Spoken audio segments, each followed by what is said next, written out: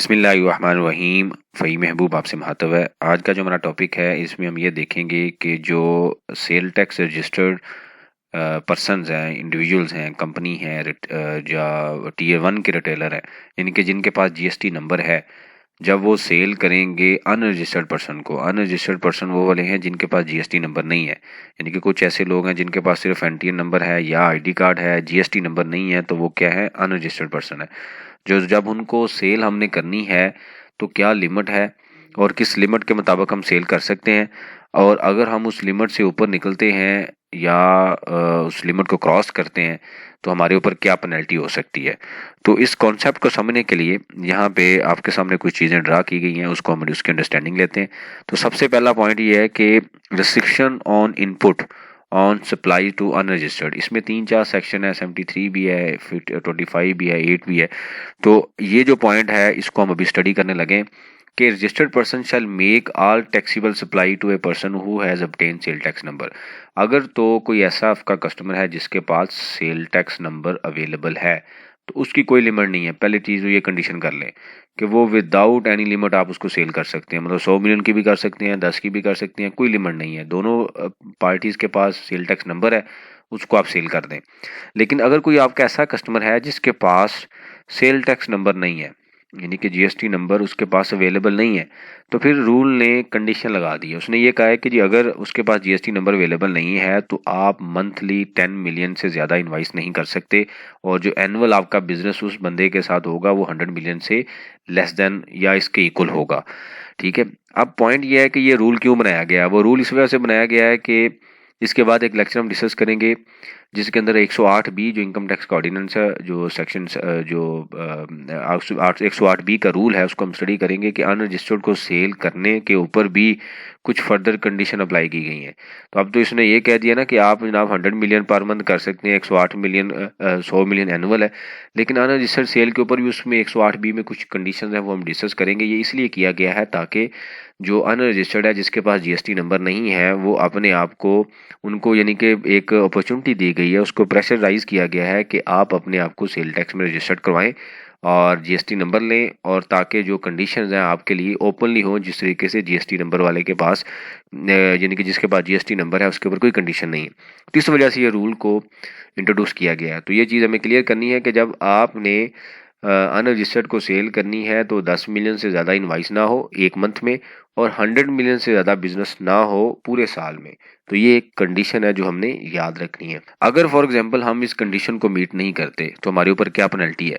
तो इसकी पेनल्टी ये है कि अगर फॉर एग्जांपल आपके पास, उसने ये कहा जी आपका इनपुट डिसअलाउ कर दिया जाएगा। फॉर एग्जांपल आपके पास इनपुट टैक्स अवेलेबल है 2 लाख रुपया, ठीक है, और आपने एक महीने में सेल की है लेट्स से 20 मिलियन की, ठीक है। ये 20 मिलियन में जनाब 15 मिलियन अनरजिस्टर्ड की है और 5 है रजिस्टर्ड की। तो कानून क्या करेगा, यानी कि पेनल्टी किस तरीके से कैलकुलेट होगी कि 15 मिलियन जो कि अनरजिस्टर्ड की सेल है उसको डिवाइड किया जाएगा टोटल सेल के ऊपर और मल्टीप्लाई 2 लाख। तो जो यहाँ पे फिगर आएगी, जो कि अज्यूम करते हैं वो फिगर है जनाब 1,50,000, महल में ये 50 ही है, तो ये आपके लिए पेनल्टी है। यानी कि आप सेल कर रहे हैं लेकिन सिस्टम क्या करेगा, 2 लाख में से 1,50 माइनस कर देगा। तो ये आपके लिए पेनल्टी है। यानी कि जो आपका इनपुट टैक्स है अप टू दी एक्सटेंड जो आपने अनरजिस्टर्ड को सेल की है उसके मुताबिक वो क्या करेगा, इस इनपुट को डिसअलाउ कर देगा। तो ये एक छोटी पेनल्टी नहीं है, बड़ी पेनल्टी है। मतलब आपने पॉकेट से पैसे नहीं पे करने। हमें क्या होता है कि जी हमने पेनल्टी डॉक्यूमेंट आया, नोटिस आया तो हमने पेनल्टी, लेकिन इस केस में भी हमारे जेब से पैसे जा रहे हैं लेकिन रूल चेंज हो गया है। अब जो इनपुट आपने लेना है वो आप जनाब इनपुट आप गवर्नमेंट आपका कम कर देगी। तो अगर आप बिजनेसमैन हैं, बिजनेस को मैनेज कर रहे हैं, जॉब पे हैं और आप जनाब सेल कर रहे हैं और आपको पता चलता है हमारा तो इनपुट टैक्स कम हो गया है, बहुत ज़्यादा कम हो गया, तो उसमें सबसे बड़ी रीज़न ये है। 3-4 लोगों के मुझे मैसेज आए कि जी हमारे साथ ये इशू हो रहा है।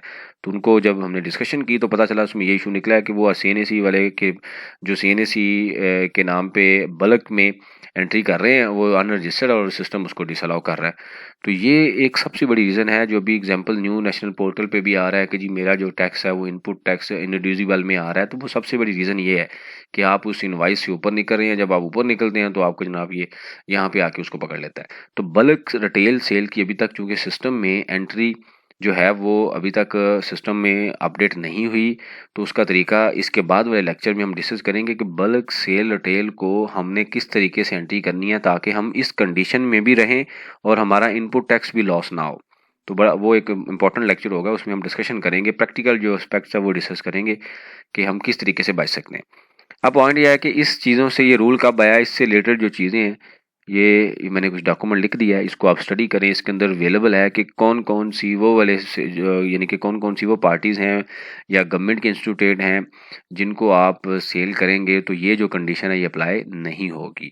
जैसे फर्टिलाइज़र मैन्युफैक्चरर हैं, जब वो खाद सेल करते हैं तो उनके ऊपर ये कंडीशन नहीं है। उसमें काफ़ी 3-4 जो पॉइंट अवेलेबल हैं कि ये जो पॉइंट है उनके ऊपर अप्लाई नहीं होता। तो ये बेसिक एक कॉन्सेप्ट है जिसकी अंडरस्टैंडिंग हमने बिल्ड करनी है। और ये वो चीज़ है कि अगर हमें नहीं पता होगा तो हम रिटर्न तो फाइल कर देंगे, अगले महीने जाके पता चलेगा मेरा 2 लाख का इनपुट था वो 50,000 का रह गया है। तो ये इसको चेंज भी नहीं कर सकते, उसके लिए रिवीजन है और एक लंबा प्रोसेस है। तो इस कॉन्सेप्ट को याद रखें सेल करने से पहले। और अगले प्रोसेस में, अगले जो लेक्चर में हम ये स्टडी करेंगे कि हमने बल्क की जो सेल है किस तरीके से करनी है ताकि हम इसमें इनपुट टैक्स को भी बचा सकें, इनपुट टैक्स का लॉस ना हो और रिटर्न भी हमारी इजीली फाइल हो जाए। इससे रिलेटेड कोई क्वेश्चन हो तो आप कमेंट्स बॉक्स में मेंशन करें, उसके ऊपर हम ऊपर डिस्कशन करते हैं ताकि जो लर्निंग का प्रोसेस है ये कंटिन्यू रहे। थैंक यू वेरी मच, जज़ाकल्लाह।